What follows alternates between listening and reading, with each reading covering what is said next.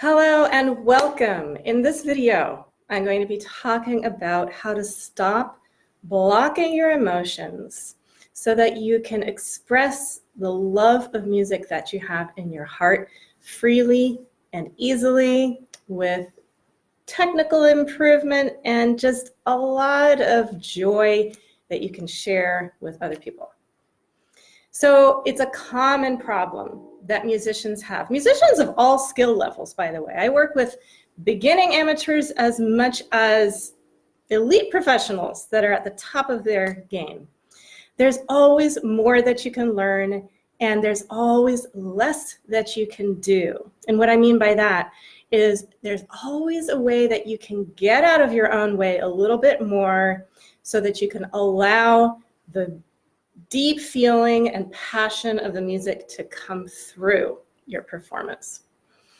Okay, so if you haven't met me yet, I want to introduce myself briefly. I'm Jennifer Roig-Francolí. I'm the creator of The Art of Freedom for Musicians, and I specialize in helping musicians get past mental and physical blockages.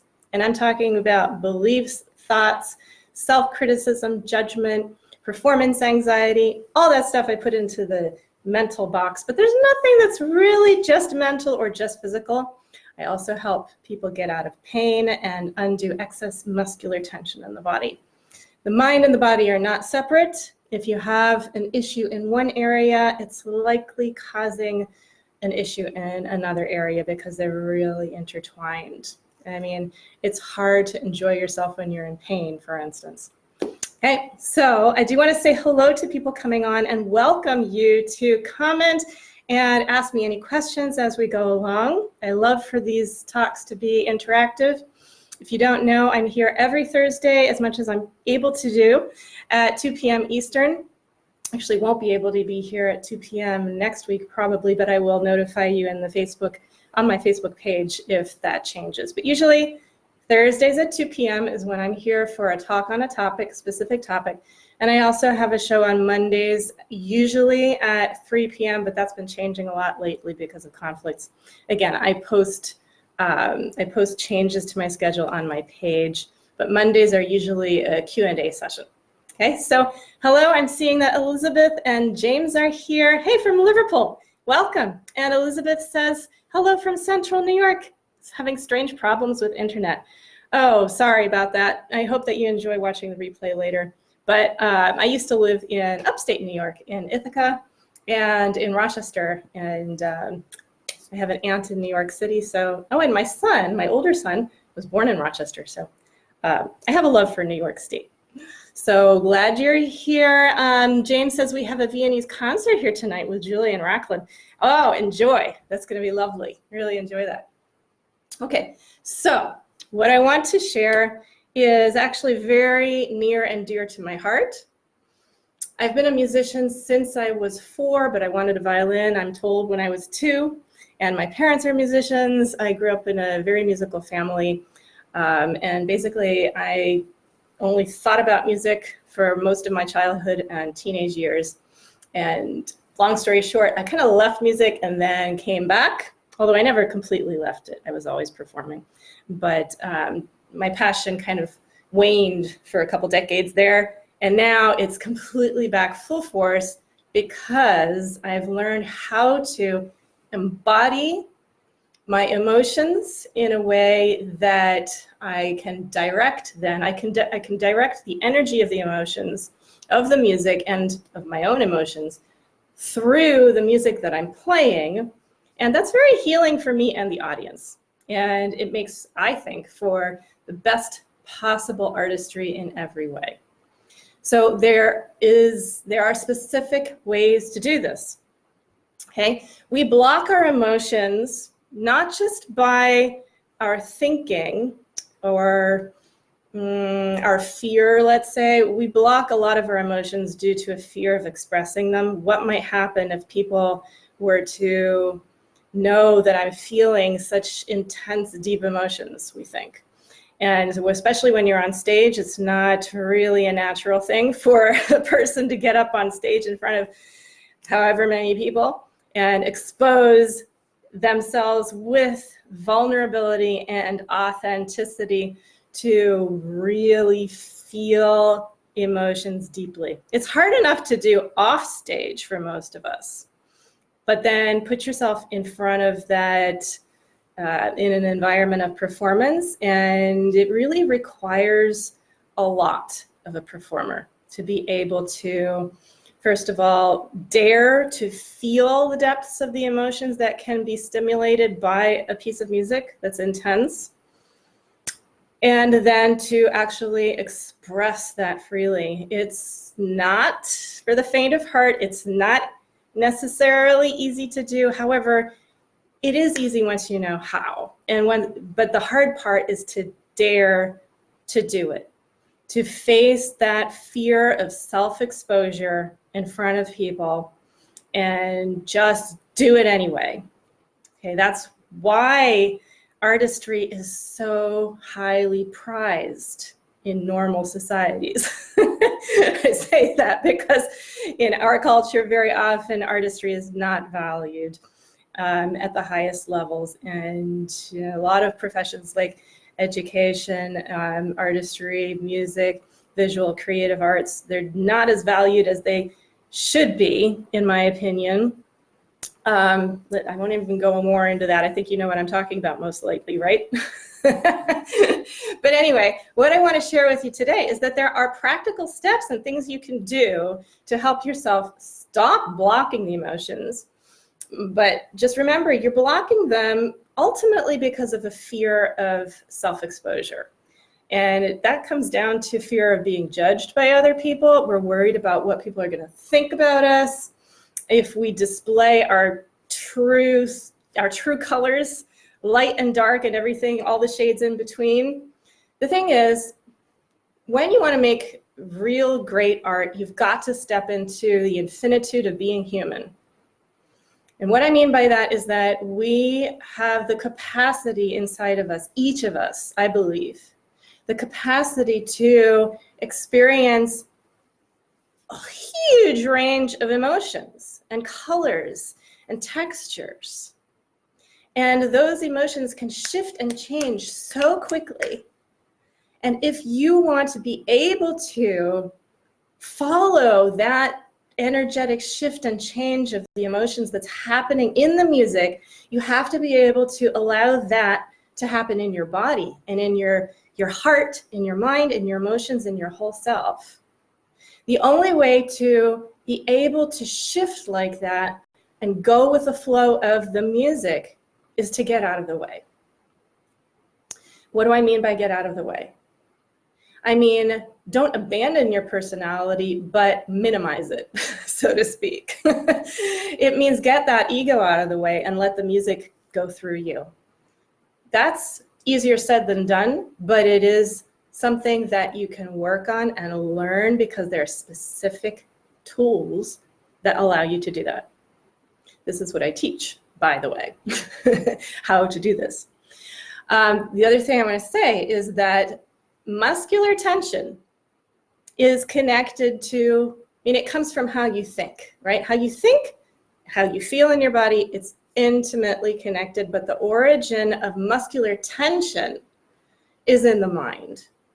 So you have to become aware of what you're thinking, how you're thinking, and whether you need to be able to discern if your thinking is constructive or not constructive. And if it's not constructive, it's getting in the way of what you really want to express. And it manifests in the body as excess tension. So to make this really super clear, if you're an instrumentalist, let's say, anybody out there, what instruments do you play? I would love to know what everybody out there plays. Could you just type in what instrument you play? And hello, Carol, and hey, and Andrew, by the way, it's really glad you're here. But tell us, and also if you're watching the replay, please type in what instrument you play. I'm just curious to know who's here and I don't know, who am I talking to? So I know there are violinists out there. I know some of you. And there's also a cellist and a trumpet player here. So I would just love to be able to connect with you that way.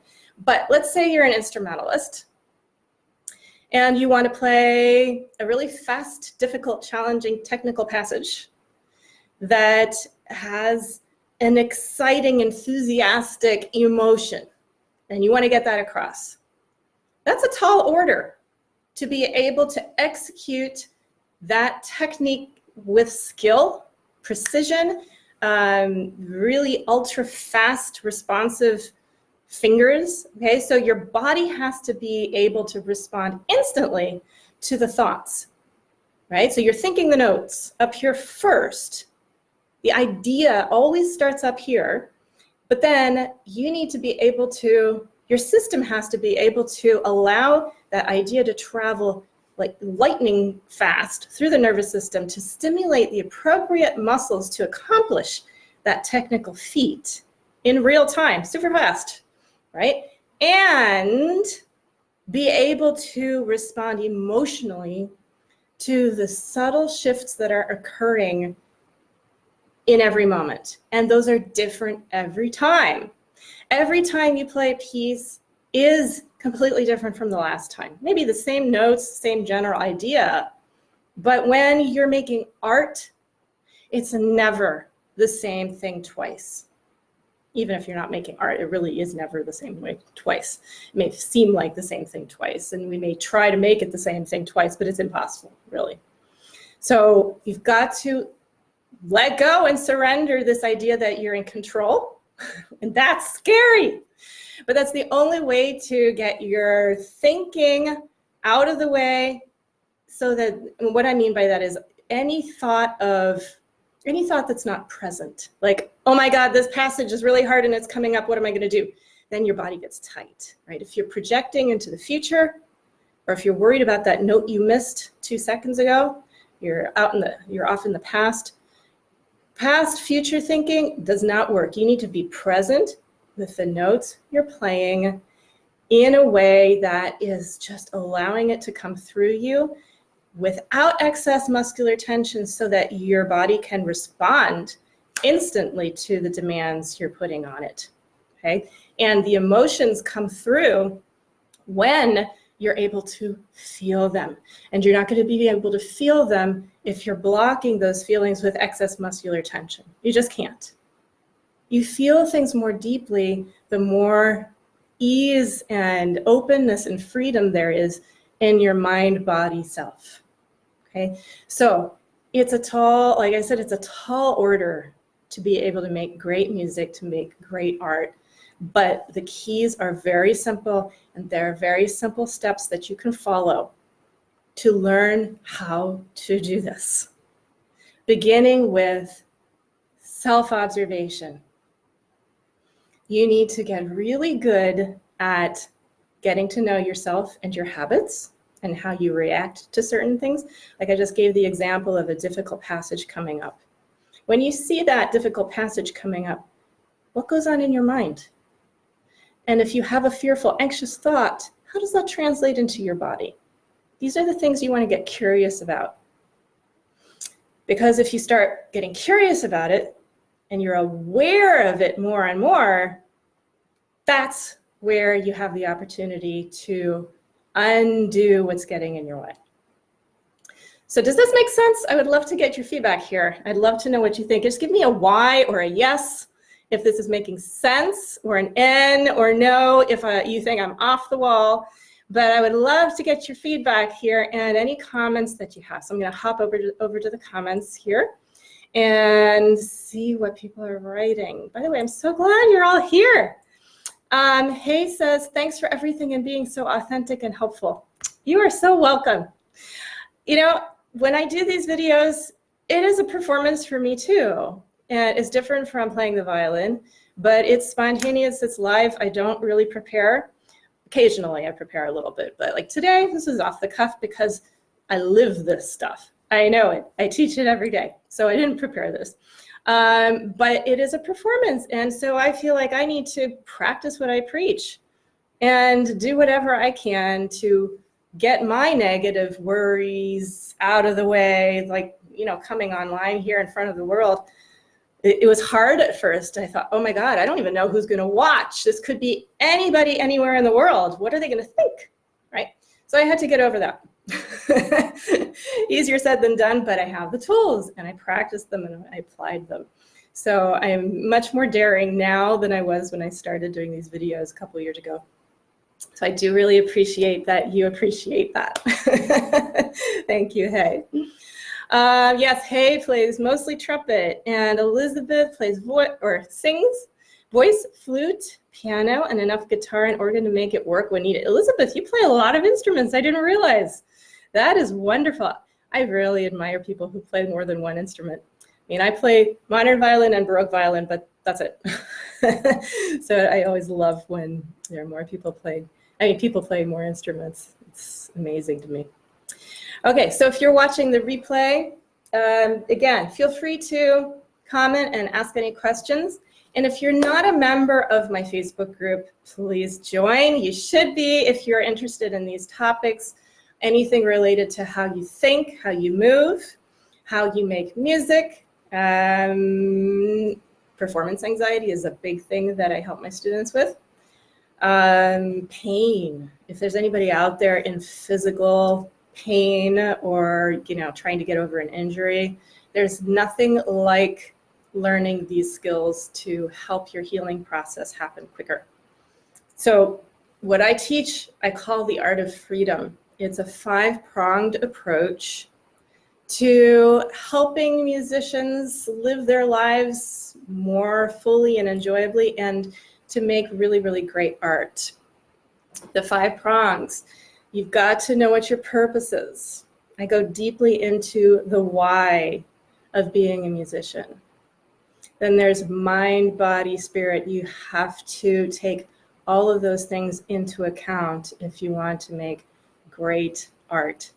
And then, of course, you need the technical knowledge and skill that we all know we need to work on, and that's why people usually go to a music teacher. But this work that I'm teaching is much more comprehensive. It is a holistic approach. It's my unique approach to musical living as a whole and masterful artistry. It's for professionals, it's for amateurs, it's for everybody in between. And if you want to know more about it, I do teach all of this online. Okay, so it doesn't matter where you are in the world, it doesn't matter what your instrument is, doesn't matter what your skill level is. I would love to hear from you. So just feel free to message me. And like I said, come on over to my Facebook group. I'm just going to post the link here to the Musicians Mind Body Practice Tribe. I think it's at the top of this post as well, but I'm just going to put it here so you can see that. And if you want to know more or you want to have more specific tools at your disposal to help you with mindset, I can't emphasize enough how important it is to have a success mindset and to really, really start to pay attention to how you're thinking. It's your thinking that gets in your way. When people are self-sabotaging, it's because of how they think. But then it doesn't stop there. Okay, this is where people usually stop and they miss the big picture, because how you think is how you move, and that's how you live. Okay, so mindset is where it all starts, but it all shows up in the body and it shows up in everything you do. So you've got to pay attention to your mindset. You have to start paying attention to how you think and learn how to think in constructive ways that are healthy, that are going to take you towards your goals instead of blocking them and taking you further away. So I want to tell you about, before I leave, I'm going to tell you about the Musician's Mindset Power Toolkit, which is available. And I just want you to check out the page. So I'm typing in the link here. The Musician's Mindset Power, because it's very empowering for you to know how you're thinking and how you're moving. And here is the link. So check it out. And if you have any questions about it, again, just contact me. I'm very available. So I have a group class that meets twice a week online, and I also do private coaching if you want to know more. So thank you so much for being here, everybody. And thanks for watching the replay if you couldn't make it live. And hopefully I will see you over in the Musician's Mind Body Practice Tribe. So have fun exploring these ideas. Learn how to get out of your way and let the music flow. And you've got to feel things here and undo excess tension in your body to be able to be more expressive. That's the answer to the question in the title of this video. So have fun, happy practicing, and lots of love always. Bye-bye.